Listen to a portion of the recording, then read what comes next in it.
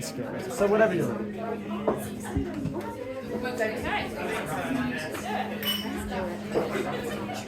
Ladies and gentlemen, and all those who are too cool for gender norms, can we please stomp our feet? And can we clap our hands?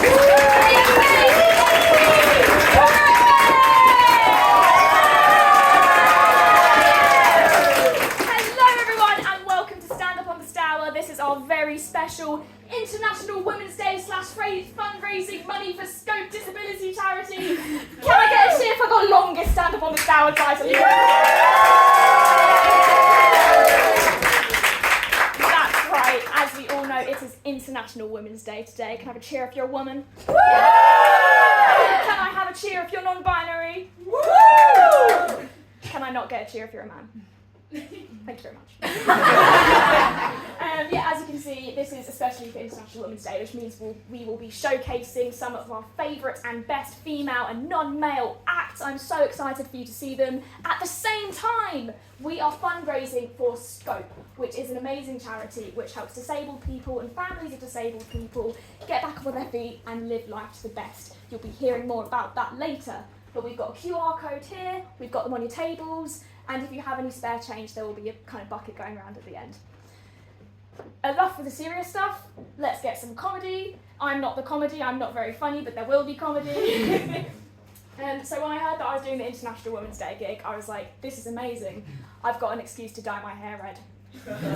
Which I've been waiting for a while. Any excuse to dye my hair is fine, really. No, I thought red would be really cool, you know, kind of like blood, the patriarchy, the strength of women. But I washed my hair like twice and it's gone from blood of the patriarchy to the blood of my period on like day 5 or 6. Yeah. Notebook there, innit? It is International Women's Day. Oh my god, welcome guys, welcome to the Stour. Sorry guys, it's my first time doing it, as you can obviously tell.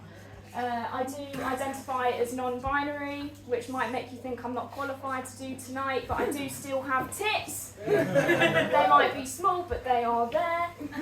My pronouns are they, them, which means if you want to bitch about me after the show, that's fine. Just, use the correct pronouns. Let's be inclusive, cunts, yeah? Yeah, is that alright? I might be non-binary, but I do still feel qualified to talk about women's issues, because I did spend 19 years of my life having some of the worst issues that women can have.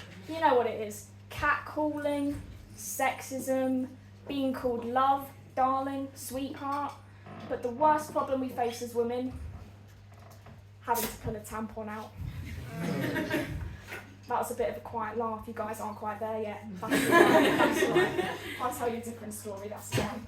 Let me tell you about the fact that I'm also bisexual. Can I have a cheer if you're bisexual? Woo! Yes! We love everyone here at the Mooring Cafe. When I heard they were doing the Women's Day gig, I was like, I volunteer as joking! Any excuse to be around? All the genders, please.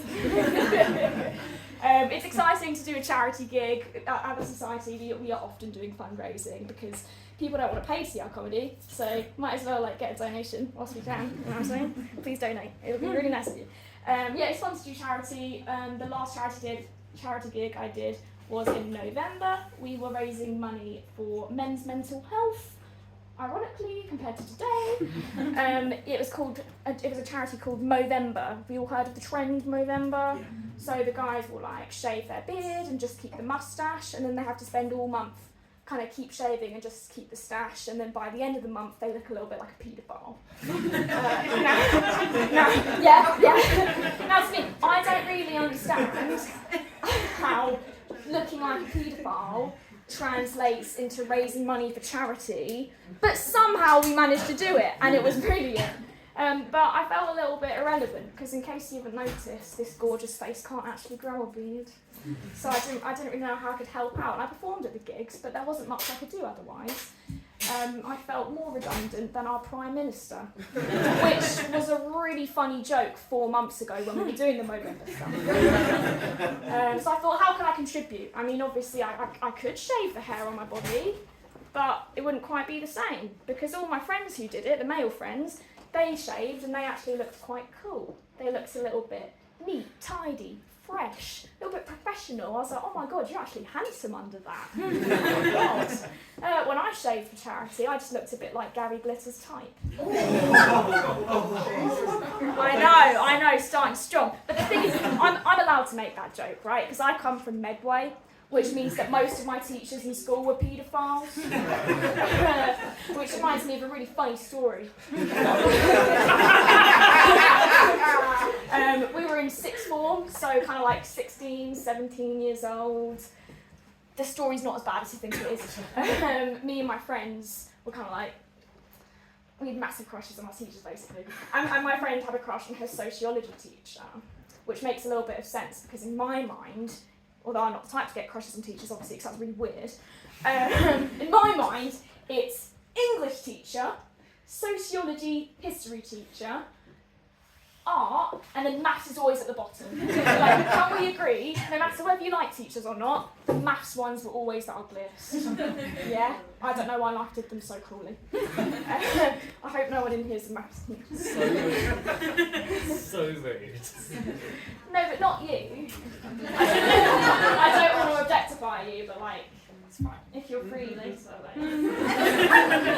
Anyway, my best friend, she had a crush on her sociology teacher, and her, in her super smart 17-year-old brain, thought it would be fun to go to his office and ask for help on her essay wearing a really short skirt, which is basically the uniform in Medway anyway, and fishnet tights. And you know what happened? Nothing in the office, thank God. But when she got home that night, her phone pinged, none other than a Facebook friend request from the teacher. You want to know the kicker? His profile picture was a picture of him on his wedding day. Oh.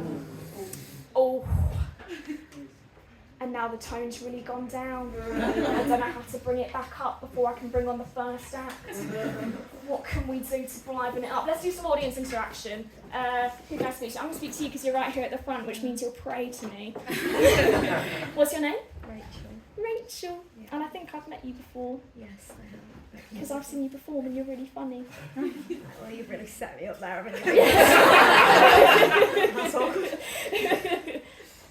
Thanks for that. She'll be on later. I'll do someone who's not performing, actually. Hi, what's your name?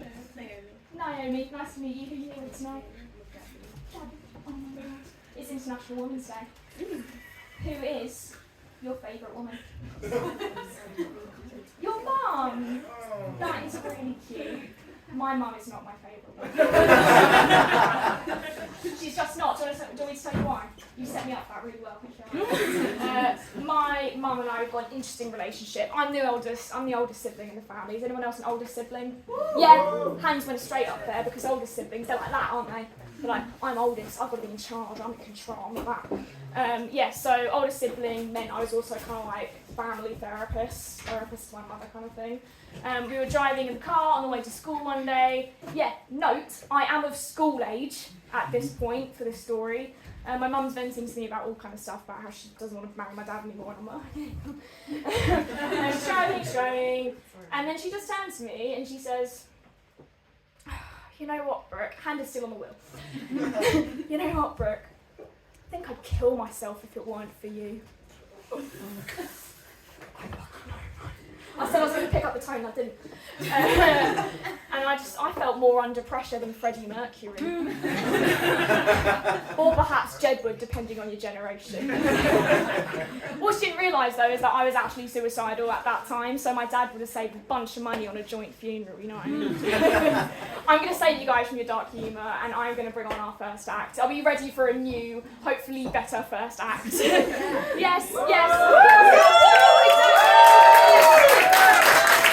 Alright. Yes, I love that energy. Alright, we're going to bring her on. She's going to be absolutely amazing. So our first act, she's looking fucking incredible, if I do say so myself. I need you to stomp your feet, and I need you to clap your hands, and I need you to bring on Izzy!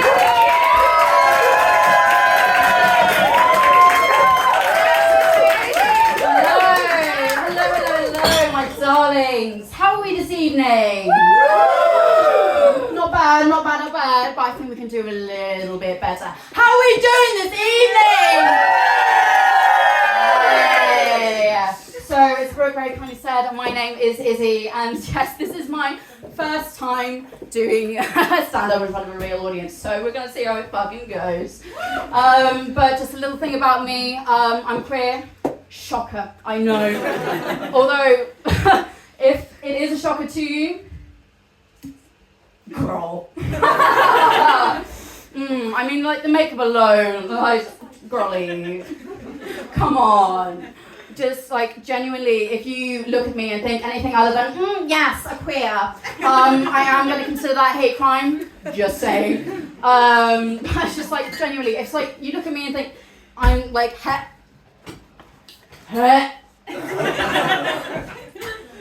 Lizzie, you're a big girl, you can do this. Heterosexual. No, babes. Been there, done that. It was horrible. But yes, I'm queer, I'm bisexual. Have you got any bisexual, pansexual people in here with us tonight? Yeah. Welcome to my fellow greedy little bitches who can't stick to one gender. But just something that I realised with my bisexuality is that the more gay that I become, the more my love for women just grows. Makes sense, right? I just every day I am just in awe of women. I live with 3 women, and they are just nothing short of goddesses, right? I just like they could blink, they could breathe, and I'm just sort of sat in the corner. I'm gay. I just like, can I provide anything for you? Can I get you food? Can I get you flowers? Head.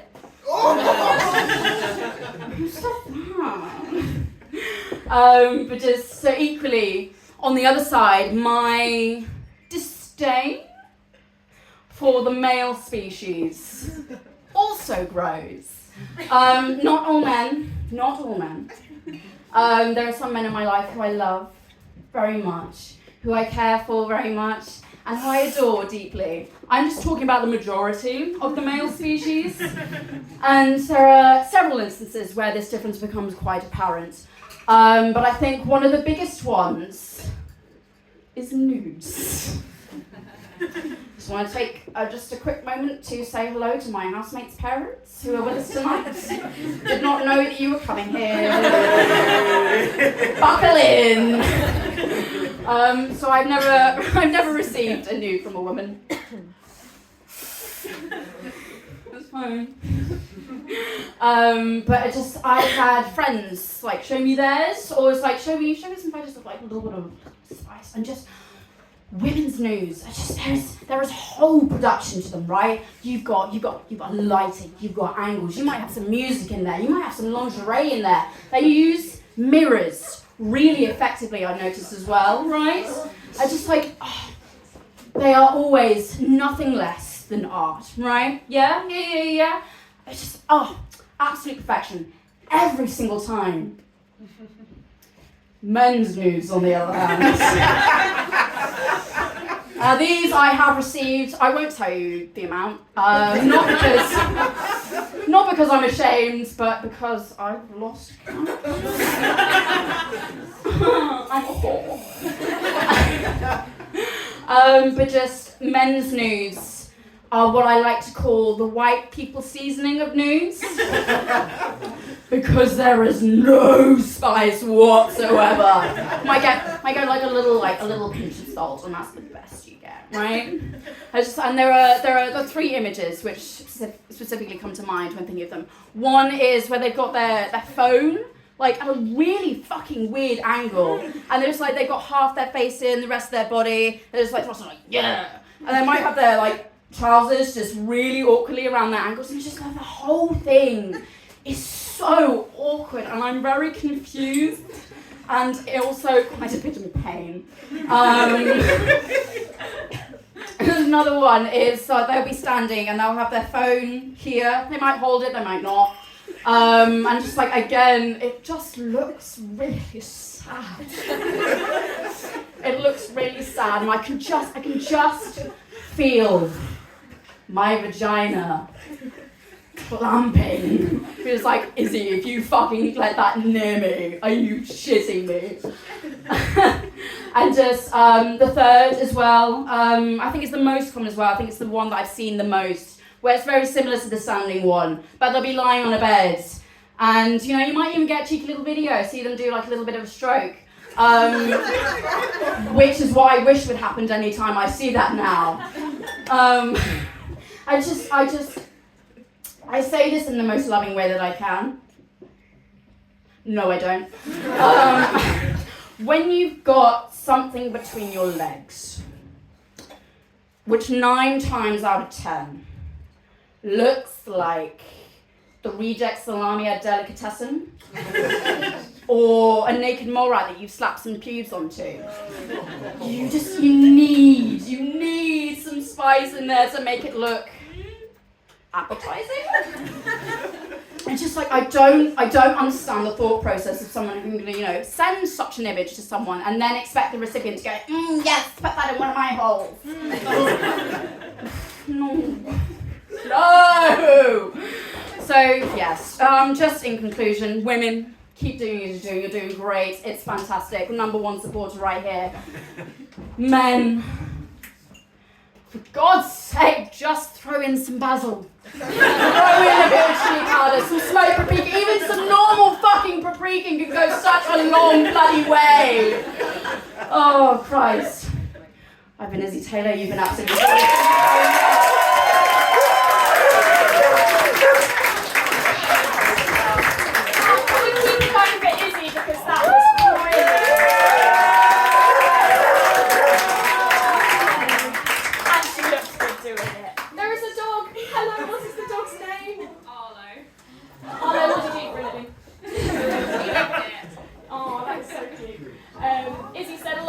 male species, which is how I would describe them. I might be bisexual, but I do indeed have a boyfriend, begrudgingly. Don't tell him I said that. No, I do love my boyfriend. We've been together for maybe 4 years now, which is like 3 years and 10 months longer than I thought. We're actually going to move in together in the summer, which is pretty exciting. Ooh, I know. I'm feeling a little bit nervous though. Excited and nervous. Not because I don't love him, not because I don't think I'm not ready.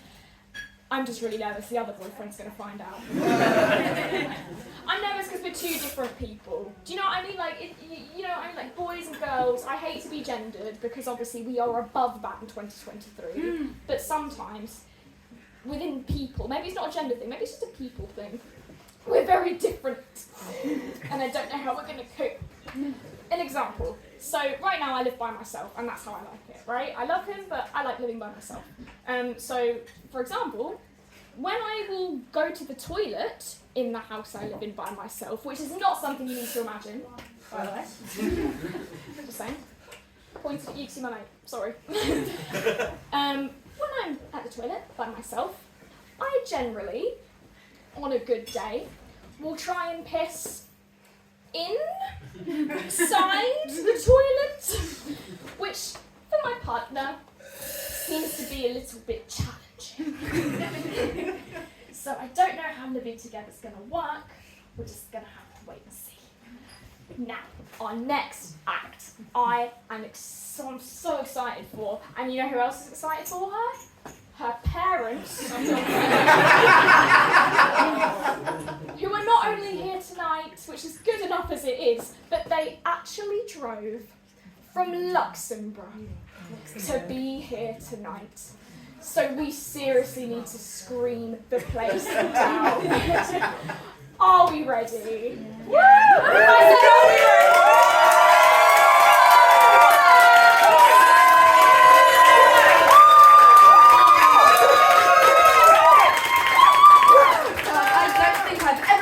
My parents about an event quite this much before. I'm sorry you had to hear that. Still love you, Izzy. Thanks, mate. Yeah. Well, to help lift morale, but we can easily feel quite awkward. But I think that I can beat you. Oh no! I got stopped at the airport for attempting to bring an illegal weapon. across the border. Yeah, you look at me and you think, terrorist alert? No, it's quite bad. It didn't help that the airport was packed. So I was trying to panic, but obviously I couldn't because otherwise everybody was going to be like, oh no, she's trying to blow up the airport. I wasn't, I promise. I couldn't even call my mum to be like, hi mum, I've been stopped by the police, because otherwise everyone's going to be like, what the fuck is she doing here? No, but I was doing what I always do, which is fly here after the summer holidays to come back to uni. Doing the same thing I always do. I'm like, it's fine. I'm used to them stopping my bag for something. Yeah, I've been stopped for a plastic spoon. Period pads too. Yeah, that was a man, obviously. But no, here they stop me, and then there's this like big burly Luxembourgish security guard who comes over to me and he's like, oh, is this your bag? And I'm like, yes, it is. And he's like, there's an illegal weapon inside. And I'm like, no, there isn't. No, there isn't. And I'm getting really scared now because I'm like, shit, someone's opened my backpack and put something illegal in there. And I mean, this went on for quite a bit of back and forth. It's illegal. No, it's not. You got an illegal weapon? No, I didn't. Probably not how I should have started it. I didn't really get him on my side. And eventually he's like, okay, well, I don't care. I have to open your bag and search it. And I was like, okay, fine. There's nothing illegal in there. Go ahead. I was also quite terrified, more because I was traveling with a lot of my medication that I get when I'm back home. So I was like, shit, they're going to find all the meds. But they didn't care about that. No, they cared about a keyring that I had. And the guy takes it out and he's like, this is an illegal weapon. And I'm like, no, it's a keyring. He didn't agree. He said, no, this is highly illegal and you can really hurt someone with this. He even insinuated I could kill someone. I don't know, but I look more like the kind of person that would get murdered, not the kind that would murder. But, okay. But he was like, why do you have this? And I was like, it's a keyring that my dad got me because I live alone abroad. And he was like, okay, I can understand where your dad's coming from, but this is illegal. And I was like, we didn't know that. He's like, well, too bad, because it is. And I was like, okay, can I go? And he was like, no. No, he didn't. He decided to call the fucking police. So then the police turn up. I'm shitting myself. The airport is packed full of people and I'm getting surrounded by a bunch of security officers. The policeman comes up and he's like, right, so what's the problem? The guy turns up. Bear in mind, these are like big burly Luxembourgish men, so they're like, oh, c'est quoi le problème? Like, it's really not fun, you know? It's really, really not fun. I'm like, oh my god, I want to go home. But no, I couldn't, because I was surrounded. And oh god, no. And so the security guard is like, yeah, she's trying to bring an illegal weapon. We need to take this away from her. Can we even let her, travel? And so the policeman's like, okay, I have to go speak to my superiors. So he walks off. And then he comes back. And he's like, right, I'm going to need your passport. I'm going to need your boarding pass. I'm going to need your parents' information, your address, phone numbers, everything. I'm like, shit. So I text my mum, because I can't call her because I'm in a packed airport. Don't worry if the police turn up. I've attempted to bring a legal weapon across the border. My mum is just like, I'm sorry, what? I thought you were my innocent little child. Don't worry, Mum, I still am. But no, this police officer took the keyring, said he was going to give it back to me, he never did. He was supposed to send it home. No, liar. But now I'm actually on a list of dangerous people at airports. Yeah, it's funny until you can't use the electronic gates anymore. And then you have to go to the person who's just like, why are you here? Because I'm trying to study here and get the nationality? That's not going to happen. I have no hopes of getting British nationality now, so that's great. So somebody please marry me so that I can get it from you. Thank you very much, and please marry me.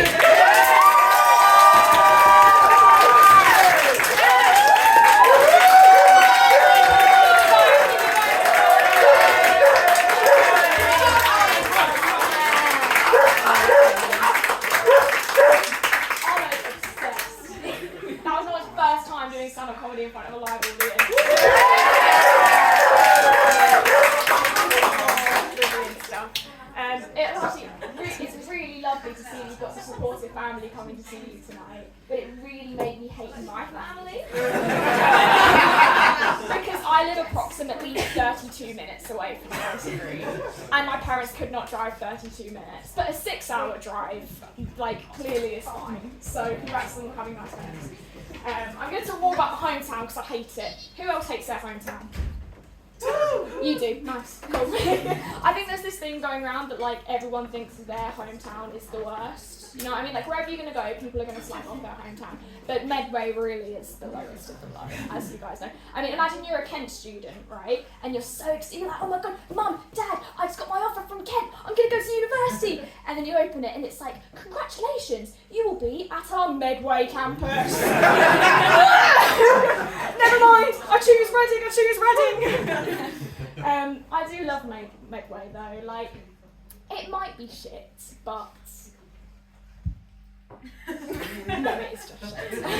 And we have a lovely place called Rochester Castle, which is a lovely place you can go and have a picnic, get some culture, stroll around the gardens, and then within the castle grounds, there is a fully up and running crack den. Like, I'm talking duvet, damp pillowcase, some crisp packets and some tins of beer. We could probably do our next stand-up event there. But then I try and contextualise it. It's lovely, but there's a crack den. But it's still, and I try and think, is Canterbury the same? Yes. Is it? Yes, is what we're saying. But then within the crack den, there's lovely places like the Mooring. Yeah. Now, our next act is someone who is not from Canterbury or from Medway, thank God! And I am so excited to have them here because they are gonna rock it. Are they gonna rock it? Yeah! Please, keep it coming. I'm so excited for you guys to see this next act. Let's put our hands together and give it up for Miriam!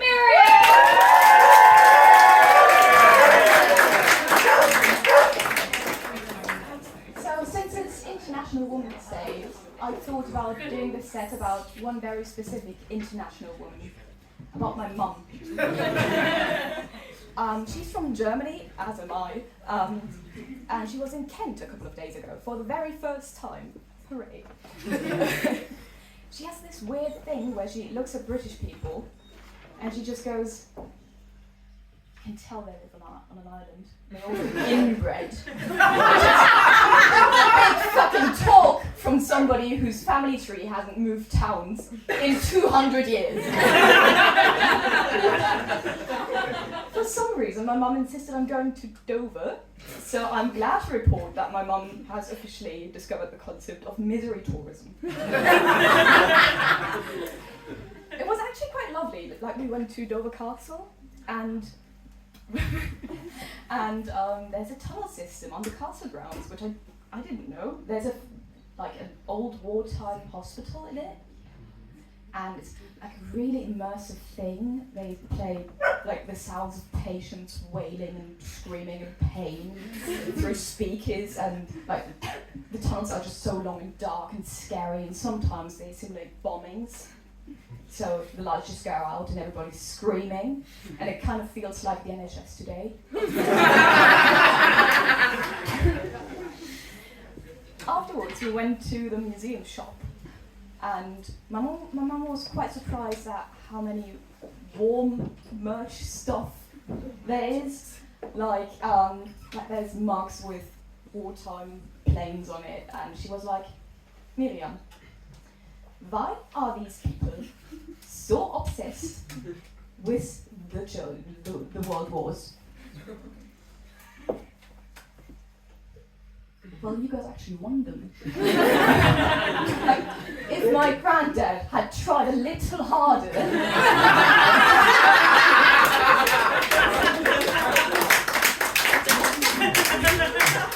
I'm glad she's not in the country anymore. That sounds really mean, but I promise I like my mum, but parents are always kind of like weird. They always ask about your love life, and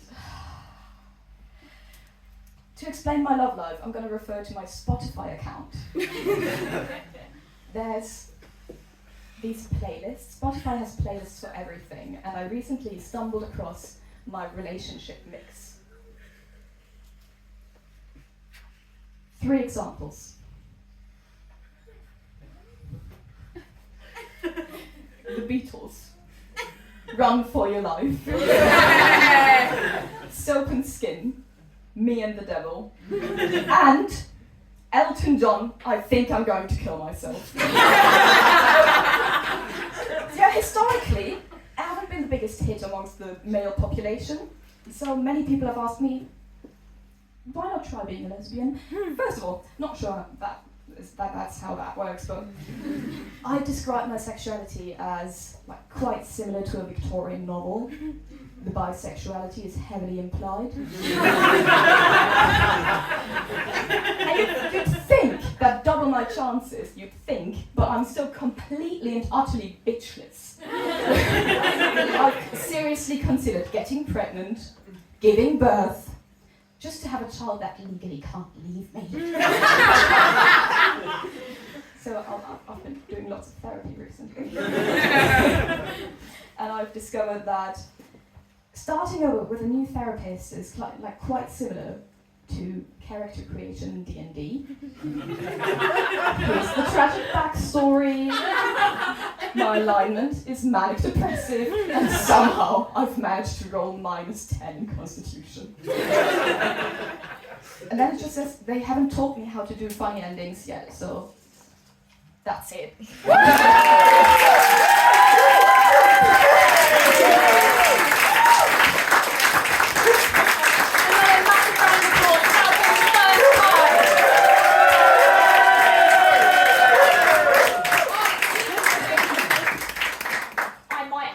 So that you can't go back to Germany, you get stopped at the airport.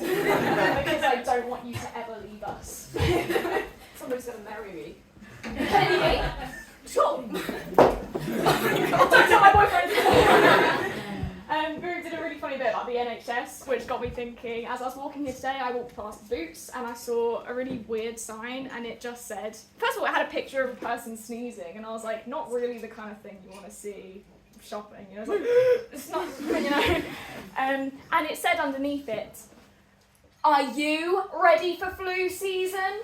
And I was like, who the fuck is ready to get the flu? Who the fuck is on their calendar writing it down, like, oh my god, 10 days left till flu season, I'm so ready, I'm so excited. And I thought to myself, what the equivalent of that is you're about to hook up with someone, right? And then you get in bed and you go, ooh, and then just as it's about to happen, they kind of look up at you and they go, are you ready to get chlamydia? Right? Who the fuck is getting ready for either of those things? This is our final act of the first act, guys. Oh. But thank God we've got so many amazing acts coming up. This final act of the first half, I am proud to say that they've only been in the UKC Stand-Up Society for a few months now, and they only did their first gig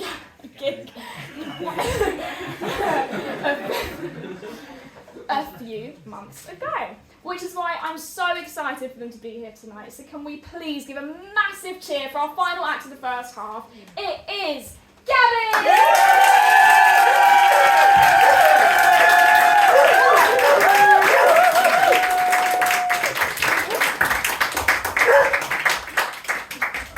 There we go, that's my driving skills done for the day. I'll be ready to learn how to drive in about 4 years. I knew that was going to happen. So I should clarify, I am so disabled I can't even hold the mic. So we've been trying to figure out a more disabled-friendly solution, but then I had a spasm and my body betrayed me. So we're just going to go with it. And this should work because my dad, his nickname for me when I was younger was Gobby Gabby. So let's put that to the test. So I should say I'm here to fill up the diversity quota. And you're probably thinking, this gig is for International Women's Day. Surely that can't be possible, but intersectionality. So I'm here today to talk to you about my experiences as a disabled woman. So here we go. So first up is gendered toilets. So usually this isn't a problem because I don't know if you're familiar with disabled toilets, but they're usually unisex. So you're probably thinking, okay, what's the problem with gender? The problem is if the disabled toilet is within the gendered section. Because I have quite a few male personal assistants. So like if I'm with family, I'm not against them helping me out. But then it gives me a dilemma because what toilet do I use? I am a female, but I can confirm my dad is not. So do I go in the female toilet or do I go in the male toilet? What would you guys do? Give me a cheer. Female? Yeah. Or male? Yeah. See, none of you have a fucking clue and neither do I. So to illustrate this, I'm going to tell you a story about the time I went on holiday with my dad. So we're in the Lake District, so this already got me off to a bad start because I don't know if you guys are familiar with the Lake District, but the Lake District is still in medieval times, right? They still think 3G is state of the art. Like that's the level we're talking. So me and Dad had just done a road trip and we decided it would be a brilliant idea to go to the highest pub in Britain. And it's basically on top of a mountain. So me and Dad are already in survival mode at this point. And I decided I really need the toilet because it's been like 4 hours. Like, you know, I have the bladder of a camel, but I'm not that good. Like, so we needed to sort this out. So we go in and all of the toilets are down a flight of stairs. So I'm thinking, shit, I can't launch myself off here. What are we going to do? So we explain our predicament to the bar lady, thinking, oh no, what are we going to do? Are we going to have to turn away? And she goes, oh, don't worry, love. I'll just get these 2 guys at the bar to lift you down. I look over, there's 2 hunky guys from the army who can lift me down. So then I'm just raised like fucking Queen Cleopatra. Just down these 2 flights of stairs so I can go for a pee. So successfully I managed to get down the flight of stairs and then I go, but where's the disabled toilet? And they go, oh, we don't have any, we just have male or female. So I look at my dad, he looks back at me and we go, shit. Which one do we use? So we eventually came to the conclusion that we'd have to go in the male toilets because they were so narrow that I couldn't actually get my wheelchair in.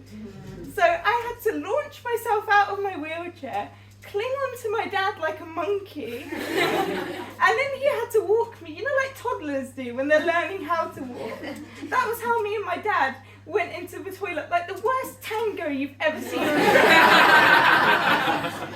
So we eventually made it to outside the toilet door, but then I was not ready to go in because I was thinking, I am not a male. I was 14 at the time. I was thinking, I do not want to see anything that is within a male toilet.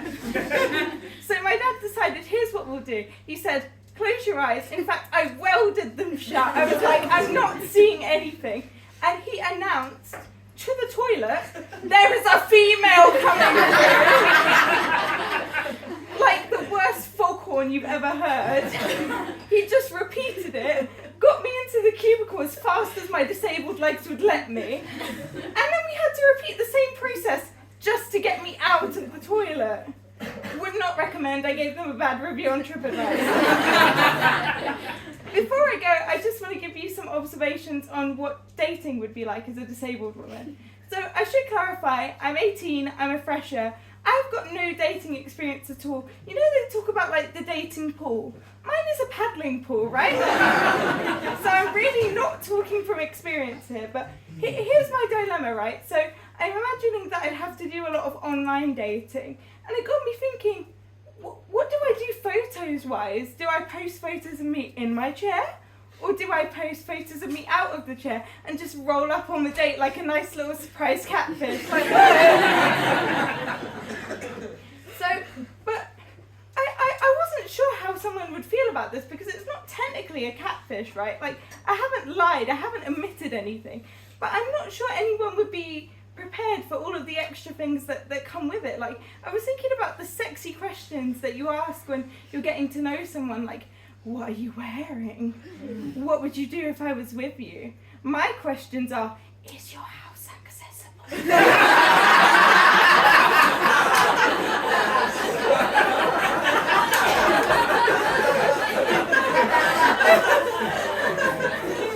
and this also got me thinking, like, what would we do for dates? Like, where do we sort of blur the line between like PA and just like partner? Like, you know, as much as I love my partner, I'm not sure I can say to them on a first date, would you mind cutting my feet up for me? Like, is that okay?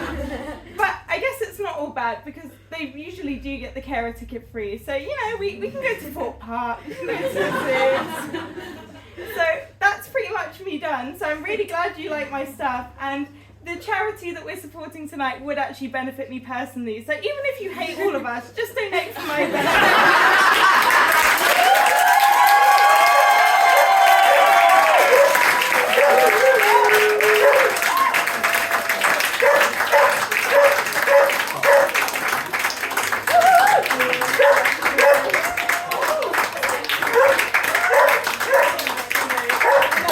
Keep it going, guys. Keep it going. Thank you, Arlo. I'd say it is an honour to have someone like Gabby in our society who is fucking smashing it only a few months in.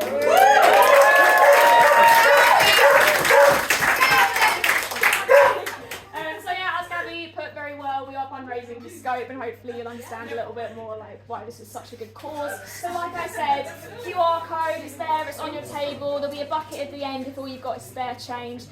So in the interval, please feel free to donate whatever you can. Go to the bar, get those drinks. There's really good offers on tonight. Do a pee-pee, do a poo-poo, have a smoke, and I'll see you in 20 minutes.